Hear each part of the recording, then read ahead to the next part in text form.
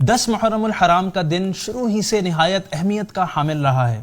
اس دن کی خصوصیت واقعہ کربلا سے پہلے بھی تاریخ میں موجود تھی۔ یہ دن بڑا ہی بابرکت اور فضیلتوں والا ہے۔ دنیا کی تاریخ کے بڑے اہم واقعات اسی دن پیش آئے ہیں۔ مثلا حضرت آدم علیہ السلام کی توبہ اسی دن قبول ہوئی، فرعون اسی دن غرق ہوا، حضرت نوح علیہ السلام کی کشتی اسی دن جودی پہاڑ پر رکی، اور قیامت بھی 10 محرم الحرام ہی کو واقع ہوگی۔ آج کے ایپیسوڈ میں ہم آپ کو اس دن کرنے والے چند کام بتائیں گے جو آپ کے نیک اعمال میں اضافہ کریں گے۔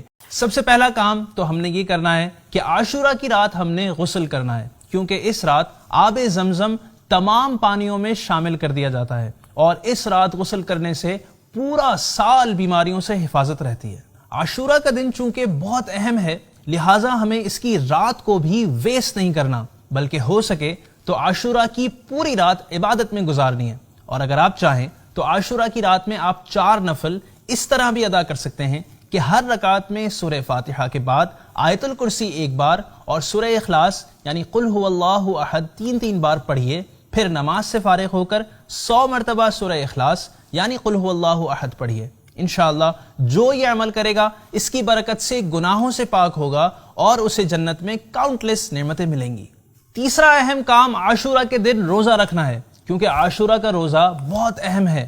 نبی کریم صلی اللہ علیہ وآلہ وسلم نے رمضان المبارک کے بعد عاشورہ کے روزے کو سب سے افضل فرمایا ہے، اور یہ بھی فرمایا کہ عاشورہ کا روزہ 1 سال قبل کے گناہ مٹا دیتا ہے۔ لیکن ہو سکے تو صرف عاشورہ کا روزہ نہ رکھیں، بلکہ 9 یا پھر 11 کا ساتھ ملا کر رکھنا چاہیے۔ نمبر 4، اسی طرح عاشورہ کے دن آنکھوں میں سرما بھی لگانا چاہیے، کیونکہ حدیث پاک کے مطابق جو شخص عاشورہ کے دن اسمد سرما آنکھوں میں لگائے تو اس کی آنکھیں کبھی بھی نہ دکھیں گی۔ 10 محرم کے دن خوب سے خوب صدقہ کیجئے کہ صدقہ بلاؤں کو ٹالتا ہے، عمر بڑھاتا ہے اور رزق میں اضافے کا سبب ہے۔ 10ویں محرم یعنی عاشورہ کے دن گھر والوں کے لیے خوب اچھے کھانے پکائے تو انشاءاللہ عز و جل سال بھر تک گھر میں برکت رہے گی، اور بہتر ہے کہ کھچڑا پکا کر امام عالی مقام سیدنا امام حسین رضی اللہ تعالیٰ عنہ کو فاتحہ بھی کریں۔ حضرت مفتی احمد یار خان نعیمی رحمۃ اللہ علیہ فرماتے ہیں کہ یہ نسخہ آزمایا ہوا یعنی ٹرائیڈ اینڈ ٹیسٹڈ ہے۔ اس دن علماء کی زیارت اور ملاقات کے لیے جائیں کہ حدیث مبارکہ میں ہے کہ عالم کے چہرے کو دیکھنا عبادت ہے۔ یتیم کے سر پر ہاتھ پھیریے۔ ترمذی شریف کی حدیث مبارکہ ہے کہ جو یتیم کے سر پر ہاتھ پھیرتا ہے تو اس کے ہاتھ کے نیچے جتنے بال آتے ہیں ہر بال کے بدلے میں اللہ پاک نیکی عطا فرماتا ہے۔ کسی مریض کی عیادت کے لیے جائیے۔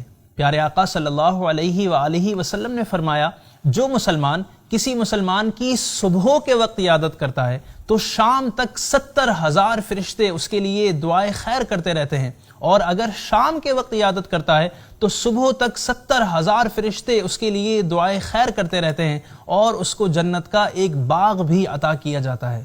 اور آج کے ایپیسوڈ کی آخری بات یہ کہ عاشورہ کے دن مدنی پنسورہ سے دعائے عاشورہ بھی ضرور پڑھ لیجئے۔ اللہ پاک سے دعا ہے کہ وہ ہمیں عاشورہ کے دن کی خوب برکتیں عطا فرمائے، آمین۔